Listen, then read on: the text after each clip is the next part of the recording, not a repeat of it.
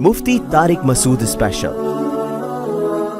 میں جلدی سے اصل بات کی طرف آتا ہوں۔ تو ریلیشن کیا ہے؟ اللہ سے ریلیشن، اس کے ساتھ کسی کو شریک نہ کیا جائے، ریلیشن نبھایا جائے۔ وَبِالْوَالِدَيْنِ إِحْسَانًا، اور والدین کے ساتھ حسن سلوک، یہ بھی ایک ریلیشن ہے نا ماں باپ کے ساتھ۔ پھر قرآن کیا کہتے ہیں؟ وَبِالْوَالِدَيْنِ إِحْسَانًا وَبِذِي الْقُرْبَى، رشتہ دار، والدین کے بعد قرابت دار۔ قربہ کا مطلب جو جتنا قریبی ہے، خونی رشتوں میں بھائی بہن سب سے زیادہ قریبی ہوتے ہیں۔ ہمارے ایک دوست نے بتایا، دیکھیں میں کچھ چیزیں تو ہمیں اپنے خاندان میں نظر نہیں آتی، الحمدللہ وہ برائیاں نہیں ہیں، بعض دفعہ جب اطلاعات ملتی ہیں تو بڑی حیرانگی ہوتی ہے سن کے کہ ایسا بھی ہو رہا ہے مارکیٹ میں۔ ہمارے ایک دوست نے بتایا، پنجاب میں ہوتے ہیں، بڑے اچھے قابل آدمی ہیں، کہ ایک چیز مارکیٹ میں ہمیں بہت نظر آ رہی ہے، وہ یہ کہ آج ایک بھائی غریب ہوتا ہے اور ایک بھائی کیا ہوتا ہے؟ بے پناہ مالدار۔ اس مالدار کو خود سے غریب کو پوچھنے کا خیال نہیں آتا کہ یار تیری حالت کیسی چل رہی ہے، تیری انکم کتنی ہے، سیلری کتنی ہے، گھر کا رینٹ کتنا ہے، تو آٹا دال گھی بچوں کے اسکول کی فیسیں کیسے مینیج کرتا ہے۔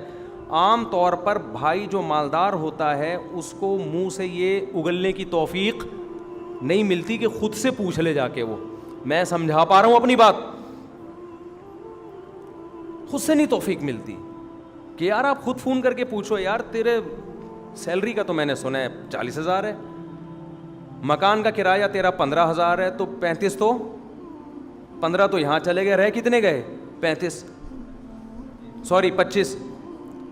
تو کم سے کم بھی بچوں کے اسکول کی 4-5 بھی کسی کے بچے ہوں، بہت ہی مرے سے مرا سڑے سے سڑا، جس میں تو ایسے مرے سے مرا اسکول کا بھی 4-5 بچوں کا 5-6 ہزار سے تو کم میرا خیال ہے تصور نہیں ہے۔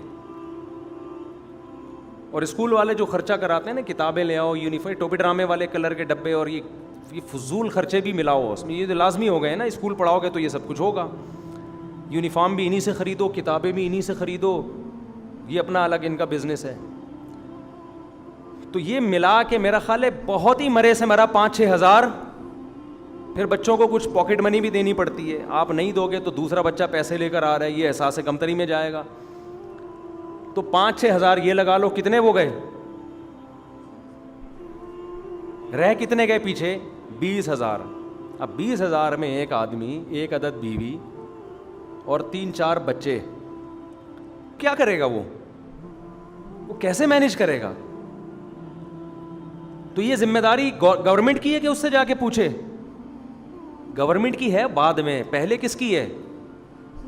بولو نا یار، آپ بولتے کیوں نہیں ہو؟ دیکھو میں بلواتا اس لیے نہیں ہوں کہ مجھے کوئی شوق ہے، میں اس لیے تاکہ آپ کا ذہن حاضر رہے۔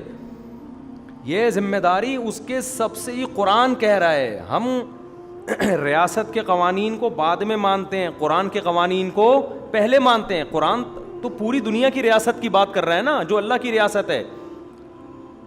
قرآن کہہ رہا ہے یہ سب سے پہلا حق کس کا ہے؟ یہ پوچھنا بھائی بہنوں کا۔ اگر بہن مالدار ہے اس کا بھی حق ہے کہ پوچھے بھائی کے بارے میں، کہ بھائی تو 40,000 میں تیری تنخواہ ہے، بیوی 3-4 بچوں کے ساتھ کرائے کے گھر میں تو کیسے گزارا کر رہا ہے؟ یہ اس غریب بھائی کے ذمے نہیں ہے کہ وہ دوسرے بھائی کو بتائے، بلکہ دوسرے کے ذمے ہے کہ وہ اس کے بتائے بغیر خود سے پوچھے، اس سے نہیں پوچھتا گناہگار ہوگا۔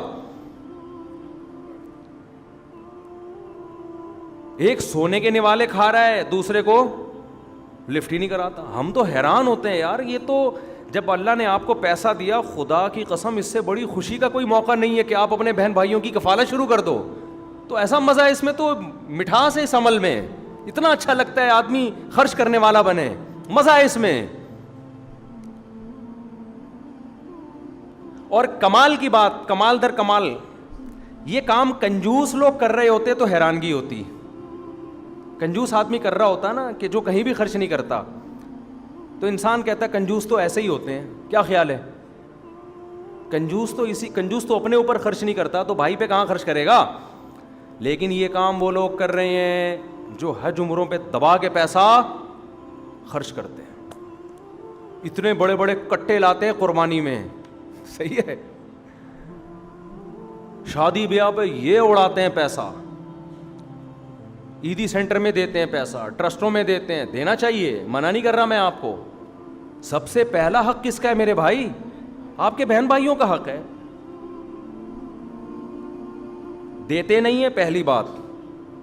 اور اگر اگلا مانگ لے تو جیسے نیمو نچوڑ ہوتا ہے نا, اس نے 900 روپے مانگے تو گن کے 1000 کا نوٹ دے کے 100 روپے واپس.